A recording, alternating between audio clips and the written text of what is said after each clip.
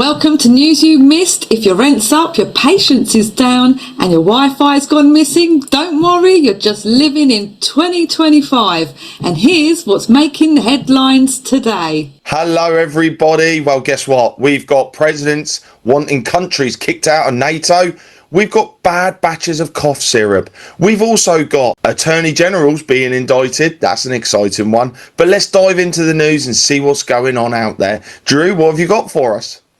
My first story, Paul, today is flights at Edinburgh Airport were delayed after a rogue drone buzzed the exclusion zone. Police are investigating, passengers are fuming, and one bloke insists it was just his aerial selfie attempt. Well, my first story, US President Donald Trump has stirred up NATO again, this time suggesting Spain should be kicked out of the alliance. Why? Because according to Trump, Madrid is the only laggard refusing to meet his new 5% defence spending target. Speaking in the Oval Office, he said Spain has no excuse and even joked, maybe you should throw them out of NATO. Spain, meanwhile, isn't backing down. Its defence minister called the goal absolutely impossible, pointing out the country already struggles to reach 2%. So for now, NATO's unity might be facing a little turbulence. Next up, PM Keir Starmer visited Mumbai, praising India's economic rise and pushing a new UK-India free trading agreement. The US Senate has approved a major energy bill, 50 to 46, clearing the way for expanded oil, gas and mineral development in Alaska. This move overturns a Biden-era restriction and comes after the House has already passed the measure. The bill now heads to President Trump's desk for his signature, fulfilling Republican promises to ramp up drilling and mining across the state. Well, Drew, drill baby drill is going to be fast on the tracks. Meanwhile, the Conservatives promised to abolish stamp duty if they win the next election, instantly dividing the country between homeowners, economists and people who just don't care anymore. And an investigation found over 100 knife incidences in primary schools involving kids under 10. Experts blame social media, peer pressure and a severe shortage of adult supervision. Well, my next story, and I'm quite excited by this one, Davos, once the playground of the world's richest and most powerful, is having a bit of a midlife crisis. Founder Klaus Schwab stepped down after accusations of running the forum like a luxury family business. Think massages, private villas and maybe a metaverse on the side. No criminal wrongdoing was found. But let's just say office morale was fragile. Now, with global elites distracted and rivals hosting their own glitzy events, the World Economic Forum is scrambling to prove it's still relevant, or risk becoming the Switzerland of conferences. Beautiful, expensive, and mostly just good for the scenery. And over to Australia. Australia welcomed the Gaza ceasefire, saying it could ease tensions at home, though social media missed the memo. PM Anthony Albanese laughed off viral rumours he was visiting North Korea, calling it creative fiction with bad geopolitics. Elsewhere, Aussies lined up for physical gold as prices soared, a modern-day gold rush driven by BRICS de-dollarisation fears. And in Sydney, a Jetstar plane taxied with its cargo door open. No one hurt, but aviation physics took personal offence. And the collapse of Centacare Endis services left thousands without disability support. The government promises emergency funding. Affected families call that too little, too late. Well, my next one, Telegram founder Pavel Durov, turning 41 in quiet reflection, issued a stark warning about the future of the internet. He claims free nations are building a digital prison with mass surveillance, digital IDs and the criminalisation of dissent, replacing online freedom. Durov cautions that our generation could be remembered as the one that gave up privacy, free speech and sovereignty, betraying the freedoms fought by previous generations. Flying over to Canada, PM Justin Trudeau visited Ukraine, signalling openness to send peacekeepers and back stronger security guarantees. Back at home, Air Canada flight attendants defied a back-to-work order, upping labour tensions faster than a delayed boarding gate. Canada lifted some US tariffs to mixed reviews. Good for importers, bad for dinner table economists. The Canada Post strike rolled into week 2, choking small businesses nationwide, and Saskatchewan exports to China crashed 40% amid tariff wars. And yes, the new BOLO list features 25 fugitives, 14 from Ontario, so sarcastically, Ontario is officially the Florida of Canada this week. New York Attorney General Letitia James has been criminally indicted on federal bank fraud charges. Prosecutors allege she misrepresented a mortgage for a Norfolk property, claiming it as a secondary residence while renting it out. James, who previously investigated Trump, called the indictment baseless and accused the former president of weaponizing the justice system for political revenge. If convicted, she could face decades in prison and millions in fines. Her first court appearance is set for October the 24th. Drew, everything the left woke Democrats accused Trump, the Republicans, whoever of, they're the ones guilty of it. It's all coming out right here, right now. And over to the EU, Brussels announced fresh Russia sanctions, a Nord Stream ban and new oil price caps. Monaco joined the EU money laundering blacklist, while the UAE got removed. Apparently, laundering's out, legitimacy is in. Can you believe that? And Ukraine and Moldova joined the EU roaming zone, finally ending €50 taxing bills for saying, "Where are you?" In Spain, a Madrid building collapsed, killed 4. Investigators suspect cost-cutting architecture. And EU leaders floated a drone wall defence grid against Russia's incursions.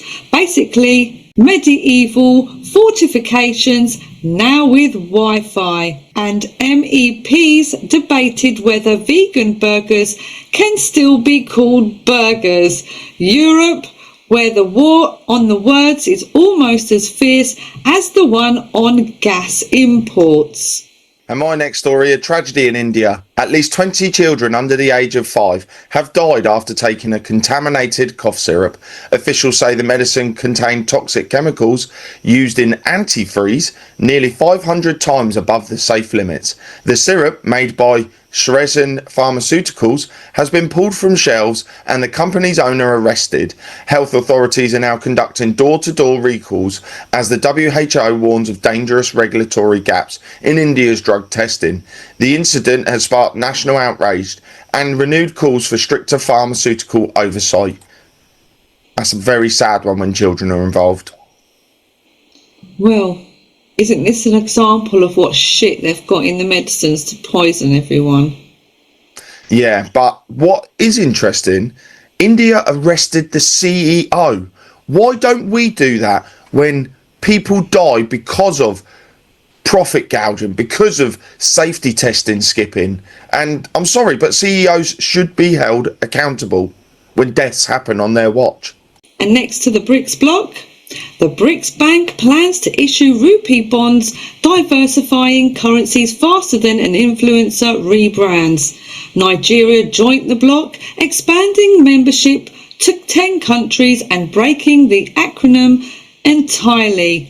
Leaders condemned Israeli strikes and trade protectionism, whilst Trump warned of a 10% tariff on any anti-US moves. JP Morgan noted BRICS' growing AI leadership and global currency shift, slowly chipping away at dollar dominance, one summit at a time. A powerful 7.6 magnitude earthquake has struck off the southern coast of the Philippines, triggering a tsunami warning. The quake hit about 60 kilometers southeast of Manay in Davao Oriental at a shallow depth of just 10 kilometers. Authorities say waves up to 3 meters high could hit coastal areas within 300 kilometers of the epicenter, with smaller waves possible as far as Indonesia and Palau. The Philippines, already reeling from a deadly quake last month, is once again on high alert along the Pacific Ring of Fire. And flying to Vietnam, record floods battered Thai Nguyen city, killing 8 and displaced thousands, the worst in 40 years. 30,000 soldiers were deployed for rescues, while Typhoon Matmo's aftermath destroyed 22,000 hectares of crop and flooded 17,000 homes. On the bright side, Hanoi broke ground on a 10.9 kilometre metro line, easing traffic and raising hopes for a cleaner commute. Italy is set to introduce a new law banning burqas and any face coverings that block facial recognition in public. The proposal, pushed by the ruling Brothers of Italy party, would fine violators up to €3,000. The measure also targets forced marriages, so-called virginity tests, and foreign funding of religious institutions. Supporters say it's about protecting Italian identity and women's rights. Critics warn it could fuel discrimination. Italy already bans face coverings under a 1975 law, but this move takes it a step further. Next up in Zimbabwe, ex-footballer Abbas Amadou was denied bail in a drug trafficking case, sparking age fraud rumours. A bus robbery near the border left 2 dead, prompting calls for better security. Assistant coach Takeshaw Shiragwi resigned after allegedly slapping a player pre-match, the ultimate red card. Zimplo Holdings cut losses by 70%, and the Reserve Bank claims the black market's shrinking. Critics aren't buying it. And VP Costantino Chiwenga faces growing resignation calls amid corruption allegations. Belgian police say they've foiled a suspected terror plot targeting the country's politicians, including Prime Minister Bart de Wever. 3 young men, all from Antwerp, were arrested after raids uncovered an improvised explosive device, steel balls, and even a 3D printer alleged using to make weapon parts. Investigators believe the plan was a jihadist-inspired attack and possibly involved a drone. Belgium's foreign minister called the discovery deeply shocking and praised police for their swift action. Well, that's the end of your regular news. We are now heading over to the wide world of financial funnies. First up, JP Morgan CEO Jamie Dimon says the odds of a US market crash within 2 years are higher than people think. Translation, buckle up and maybe cancel the NFT purchase. Well, on the back end of that, Drew, crypto chaos is back in the Senate. Lawmakers are trying and mostly failing to agree on a bill to regulate digital assets. Republicans want a vote yesterday. Democrats want, well, basically a permission slip and a dozen meetings first. One aide even said setting a vote now is like planning a wedding before the first date. Meanwhile, the crypto industry watches, confused, wondering if Congress is investing in blockchain or just trolling in it. Next up, Bitcoin billionaire Michael Saylor shrugged off market chaos, insisting volatility is the feature, not the bug, which is easy to say when your net worth moves like a theme park ride. Silver just smashed $50 an ounce, the highest in over 40 years. Investors are snapping it up like it's toilet paper during a pandemic driven by global uncertainty, strong industrial demand and a supply shortage. It's up about 75% this year, even outshining gold, which is now over $4,000 an ounce. So if you've got old silver coins in the drawer, congratulations, you're officially richer than your neighbour's 401k. And the $5.1 trillion giant State Street says 60% of institutional investors plan to boost crypto holdings. Bitcoin no longer just for the nerds, now for the boardrooms and billionaires. And I'm heading over to the UK now. The UK government has just announced a digital markets champion to push blockchain in finance. Basically, someone whose job it is to herd cats. If the cats are the Bank of England, the Treasury and the FCA. They'll also oversee a new task force called DMAT. No, not a fancy new Star Wars droid, just a plan to ditch paper share certificates. The goal, speed up transactions, cut costs and finally bring the UK's financial system into the 21st century without anyone accidentally sending a digital pound to Mars. Next up, crypto traders watched $100 million vanish in 60 minutes. Analysts call it a correction. We call it Friday. Wonder what was happening there, Paul? I don't know, Drew, but there is some weird things going on out there in the financial world. And we are on day 10 of the government shutdown. And Congress still can't agree, basically. They're playing a giant game of political hot potato with your paycheck. The Senate adjourned without a deal, so the shutdown now stretches into next week. Meanwhile, President Trump says Democrats are using healthcare as a cudgel. House Speaker Mike Johnson is taking C-SPAN calls and air traffic controllers are showing up unpaid or calling in sick. So if you're flying, pack snacks, you might be in the air a while. And Bybit became the first licensed crypto exchange in the UAE, making Dubai the only place where you can lose money legally and tax-free. And the Deutsche Bank believes central banks will hold Bitcoin and gold by 2030. Turns out the future of finance looks a lot like your crazy cousin's crypto wallet. And the Bank of America claims investors aren't punished for buying stocks at records high. That's right. Fear of missing out is now an investment strategy. Nvidia blew past $4.75 trillion market cap, officially richer than some countries and a lot of relationships.